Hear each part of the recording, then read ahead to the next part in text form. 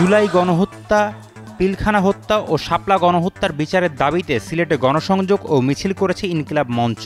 গণহত্যাকারী দল হিসেবে আওয়ামী লীগ নিষিদ্ধের দাবিতে শহীদ সমাবেশ বাস্তবায়নের লক্ষ্যে সিলেটে মঙ্গলবার গণসংযোগ করে সংগঠনটি।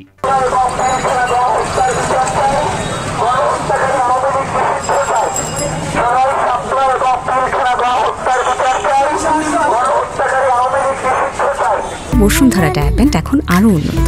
এই hot air through top sheet দ্রুত শোষণ করে সোনামণিকে দেয় কোমল অনুভূতি।